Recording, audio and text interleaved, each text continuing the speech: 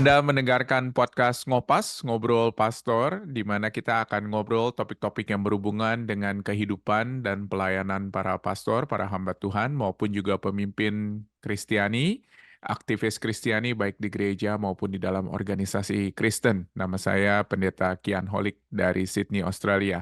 Nah, sebelum kita melanjutkan, jangan lupa untuk subscribe channel ini dan nyalakan loncengnya di YouTube supaya apabila ada video-video baru yang kami upload, Anda bisa langsung dapat mengetahuinya.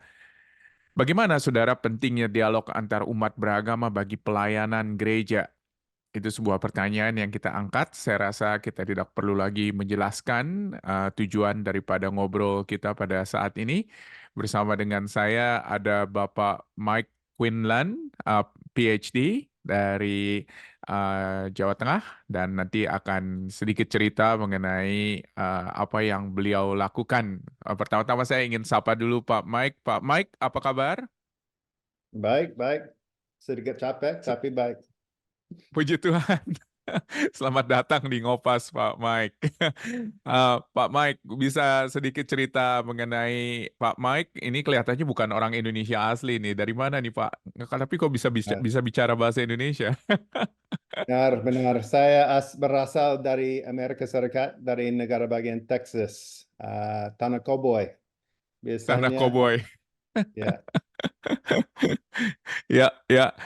Dan di kota apa, Pak? Di Texas, Pak, besarnya? Atau saya asalnya? saya asal dari kota Dallas. Hmm, Dallas.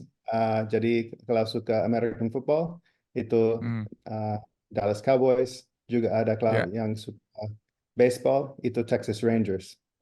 oke. Asal dari kota saya. Ya. Ya, lengkap ya. Enggak, ya. Tapi tapi kelihatannya dari Dallas pindah ke Indonesia kelihatannya mungkin nggak berbeda jauh nih Pak iklimnya Pak. Mirip-mirip panas-panas juga ya kelihatannya ya. Panas-panas juga, iya. Tapi di tempat saya di Amerika itu juga bisa lebih panas, bisa sampai 44 derajat. Wow, Jadi, ya wow. kalau Ya, musim panas, terlalu panas, lebih enak di sini. ya, ya, ya. Pak Mike, boleh sedikit cerita apa yang Bapak kerjakan pada saat ini atau kenapa Bapak melakukan hal ini? Mungkin bisa silakan bagikan kepada kami. Ya, jadi mungkin saya mulai dari kenapa Indonesia. Um, Mhm, Istri saya setelah dia um, lulus dari S1, dia langsung pindah ke Indonesia dan kerja sebagai guru di Salatiga. Dan hmm, dia langsung jatuh cinta dengan Indonesia. Dan setelah dia balik ke Amerika, dia selalu menceritakan tentang Indonesia, tentang negara ini yang dia sangat mencintai. Jadi sebelum kami menikah, saya sudah tahu dia punya harapan untuk balik ke Indonesia. Tapi pada waktu itu saya berproses pindah karir hmm, untuk menjadi pendeta. Tapi saya sudah tahu ada panggilan untuk bekerja di dalam dunia Islam. Fokusnya atau khususnya tentang hubungan antar agama. Jadi dengan panggilan dia atau harapan dia dan panggilan saya, Indonesia menjadi tempat sangat unik karena itu sangat cocok dengan panggilan saya dengan harapan dia. Jadi pada tahun 2014 kami pindah ke Indonesia setelah saya selesai dengan S2. Dan pada waktu itu saya mulai belajar di Universitas Gadjah Mada di program ini, program S3. Program saya itu adalah Indonesian Consortium for Religious Studies. Itu nama dalam bahasa Inggris. Tapi dalam hmm. bahasa Indonesia itu konsorsium untuk studi agama atau konsorsium Indonesia untuk studi agama. Dan konsorsium ini itu sangat unik di dunia karena itu adalah kerjasama di antara 3 universitas. Universitas Gadjah Mada sebagai universitas yang publik yang berbasis tidak ada berbasis agama, dan UKDW Universitas Kristen Duta Wacana, dan Hmm. juga UIN Sunan Kalijaga jadi universitas yang berbasis Islam. Jadi itu program ini sangat unik. Dan setelah saya lulus pada tahun 2020, saya balik ke Indonesia sebagai dosen tamu Hmm. di sana. Hmm. Ya. Hmm. Hmm. Wow, luar biasa Pak Mike. Jadi kelihatannya hubungan antar umat beragama itu yang menjadi interestnya Pak Mike, betul? Kurang lebih kalau saya rangkum seperti itu? Benar, dan interest ini, minat ini itu mulai saya punya pengalaman di Timur Tengah. Uh, Pada tahun 2006, saya uh, ikut pelayanan di sana sebagai Hmm. guru bahasa Inggris. Dan waktu saya di sana, itu mungkin buka mata saya untuk dunia kita. Uh, Hmm. di Hmm. Amerika kebanyakan Kristen, Hmm. itu kebanyakan Protestan. Dan Hmm. saya dari gereja Baptis, dan itu yang denominasi terbesar di Hmm. Amerika. Hmm. Tapi waktu saya pindah ke Timur Tengah, Hmm. ada banyak orang Kristen dari beberapa aliran, seperti Hmm. Eastern Orthodox, Hmm. seperti Coptic, Hmm. juga ada beberapa jenis Protestan yang saya belum kenal. Tapi selain itu ada banyak orang dari beberapa aliran Islam juga. Ada yang Hmm. dari Saudi, ada yang dari Jordan, dari Hmm. Palestina, dari Mesir. Dan setelah itu mungkin pemandangan saya atau pikiran saya tentang dunia kita, Ya. dunia antar umat beragama lebih Hmm. terbuka. Dan itu Hmm. menjadi fokus saya dan fokus penelitian saya.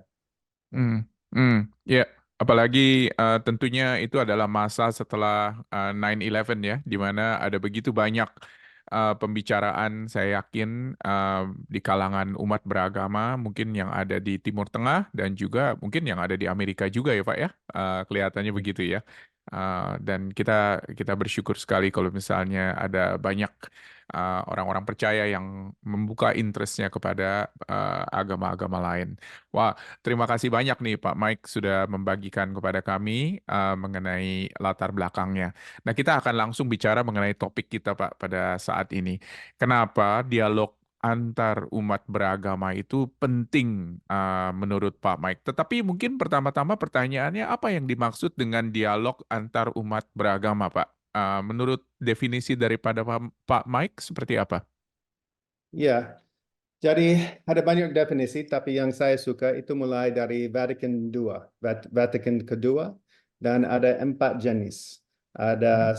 Yang pertama itu dialog pengalaman keagamaan. Itu nanti saya jelaskan sedikit. Tapi yang Hmm. kedua Hmm. itu dialog Hmm. pertukaran teologis. Yang Hmm. ketiga itu dialog aksi. Yang keempat itu dialog kehidupan sehari-hari. Dan Hmm. mungkin saya mulai dari apa Hmm. dialog pengalaman keagamaan. Ini Hmm. seperti doa bersama. Itu Hmm. sering terjadi di Indonesia kalau ada kegiatan. Biasanya itu Ya. mulai dengan doa. Hmm. Uh, dan biasanya di dalam negara ini itu uh, kalau ada partisipan, mereka diminta untuk berdoa dalam agama-agama masing-masing. Hmm. Um, dan itu sudah biasa dalam negara ini juga. Kalau mungkin ada contoh lain, seperti buka bersama. Ketika Hmm. saya buka Hmm. puasa bersama Hmm. tetangga saya, atau mungkin ada 2 komunitas seperti gereja saya sama masjid ya, Hmm. yang dekat gereja kami. Buka Hmm. bersama itu salah satu contoh untuk dialog, jenis dialog ini.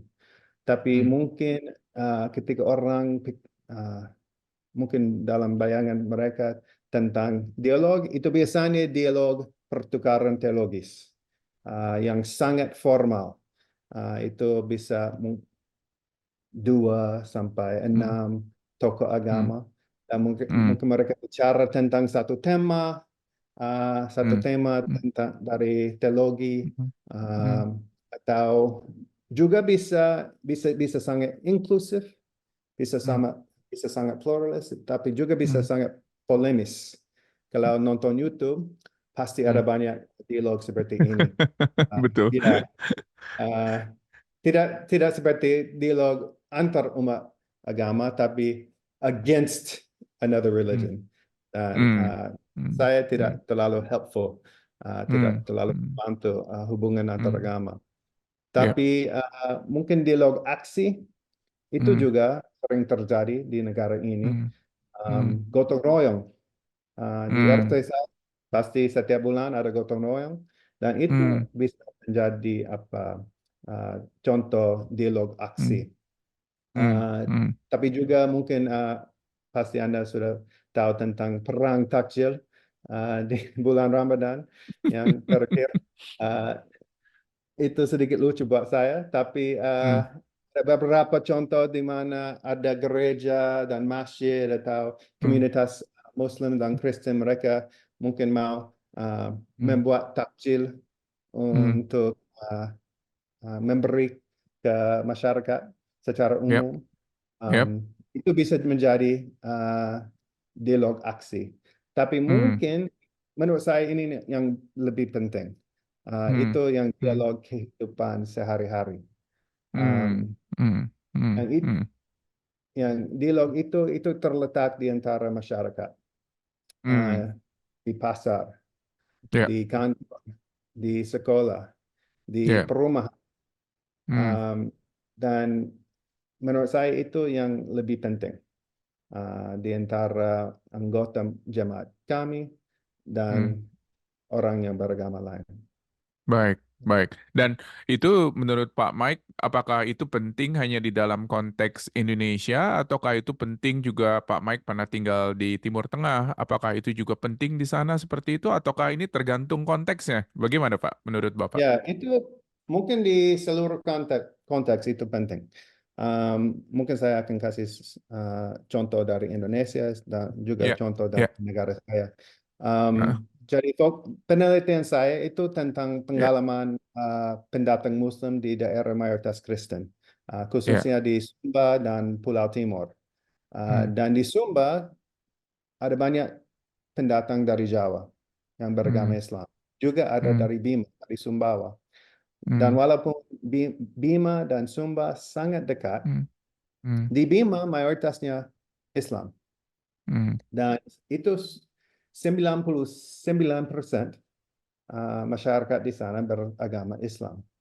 hmm, Dan karena itu, mereka tidak punya hubungan antar umat beragama. hmm, Mungkin kalau mereka lahir besar di Bima, mungkin sepanjang hidup mereka, mereka tidak kenal orang Kristen.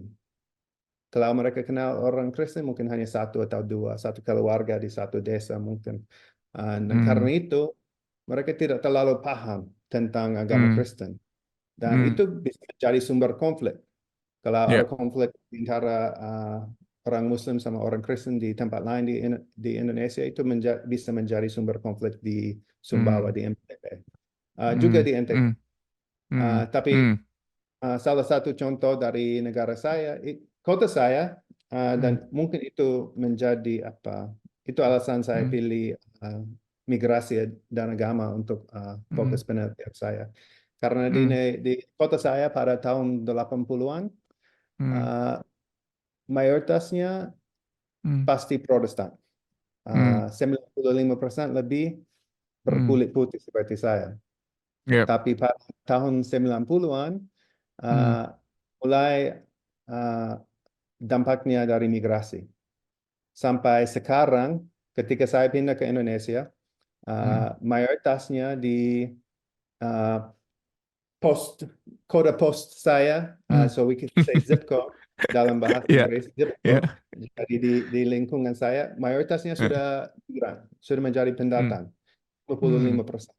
Uh, hmm, dan dari itu, hmm, 35% lahir di luar Amerika.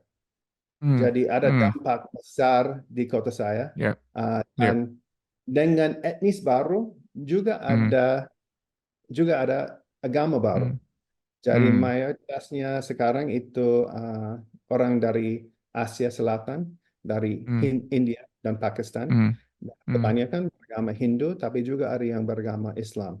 Dan Hmm. sebelum saya pindah ke Amerika, Hmm. sebelum Hmm. saya pindah ke Indonesia, tidak ada masjid Hmm. di kota saya.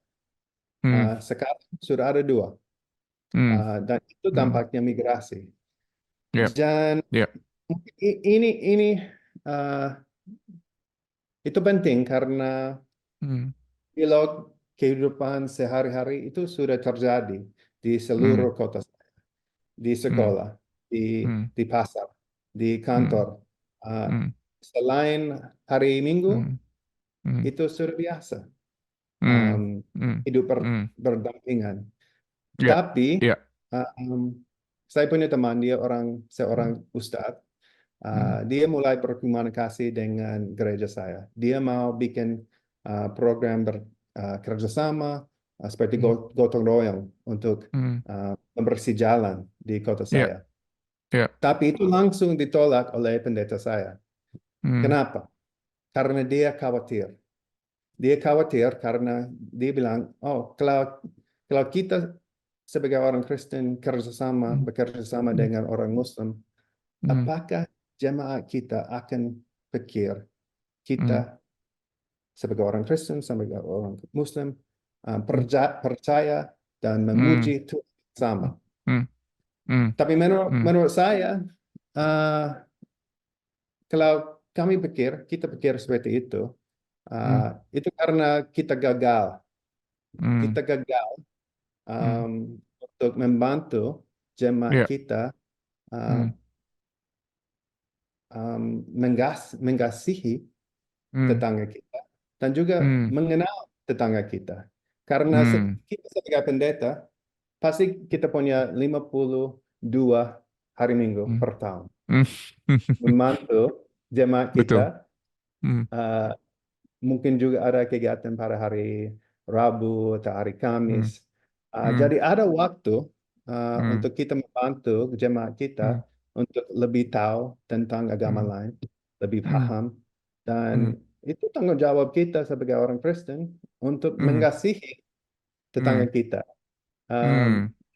Tidak Hmm. hanya yang agama Kristen, Yep. tidak hanya yang Yep. agama Kristen Protestan atau Hmm. Katolik, itu juga termasuk agama lain. Jadi Yep. itu penting buat saya. Ya. Iya, iya, wow. Terima kasih banyak nih Pak. Ini saya yakin dari pengalaman yang begitu luas dari Pak Mike bisa memberikan sebuah perbandingan begitu ya. Ini bukan hanya karena konteksnya, tetapi karena memang secara praktis itulah yang dibutuhkan oleh beberapa komunitas umat beragama yang berbeda-beda. Dan Pak Mike sendiri tadi refleksikan dari keadaan di Amerika yang sudah semakin lama semakin plural dan lebih banyak lagi hal-hal tersebut dibutuhkan. Jadi menarik sekali nih Pak, kalau misalnya kita lihat interaksi daripada umat beragama ini, justru di dalam hal sehari-hari kelihatannya, di dalam hal yang praktis, itulah yang paling dibutuhkan kelihatannya ya. Berarti ini sesuatu yang diwujudkan di dalam tindakan etika Pak, kalau misalnya boleh saya simpulkan seperti itu, ataukah tindakan yang natural saja yang dilakukan sehari-hari? Biasanya bagaimana menurut Pak Mike? Menurut saya dua-duanya. Um, Hmm. Hmm. itu Hmm. pasti kita Hmm. sebagai orang manusia akan punya Ya. hubungan dengan orang lain.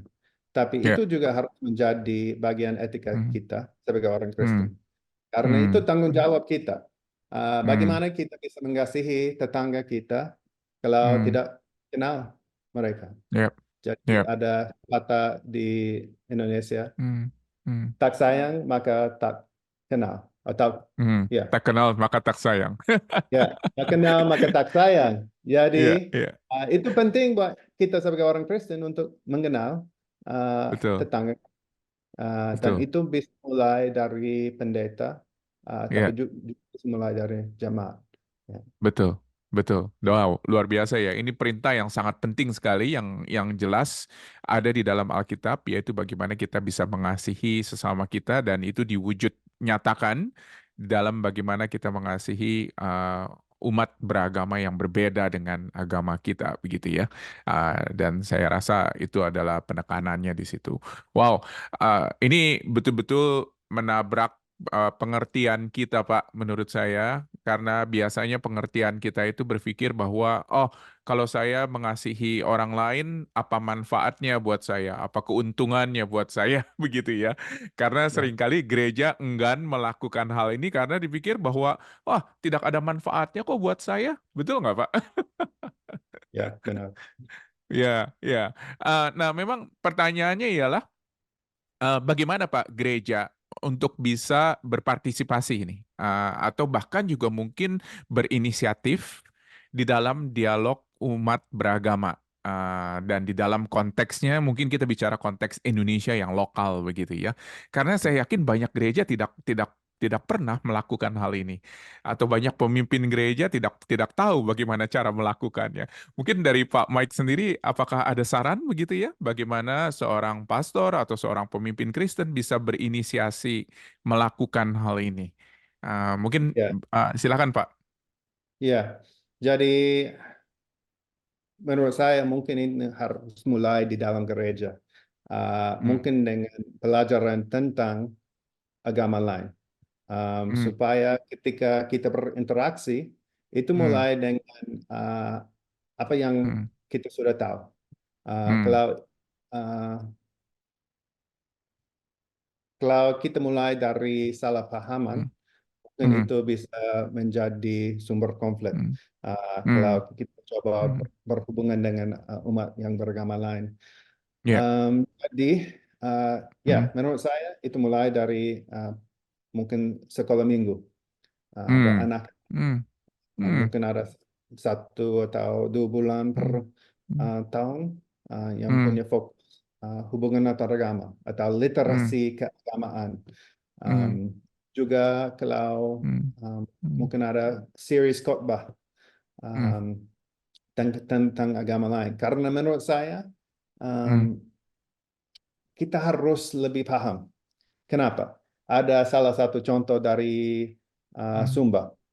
hmm, Ada salah di antara komunitas Kristen hmm, sama yang pendatang dari Bima yang hmm, beragama Islam. hmm, Mungkin ada hmm, uh, acara adat hmm, seperti hmm, pemakaman. Dan biasanya orang Kristen yang orang Sumba asli mereka hmm, mengundang tetangga mereka yang dari Bima untuk ikut acara itu. Tapi waktu mereka mau kasih makanan, hmm, orang Bima menolak. Mereka hmm, menolak makanannya karena itu tidak halal. Um, dan karena konflik seperti itu, FKUB, salah satu hmm, anggota FKUB datang dan dia marah, dia menjadi marah hmm, dengan yang pendatang. Dan dia bilang, kenapa kalian sebagai orang Muslim tidak bisa makan apa aja? hmm, Karena hmm, dia tidak dia tidak paham tentang aturan makan minum dalam Islam. ya, ya, Uh, dan ya, itu bisa hmm, menjadi hmm, masalah besar.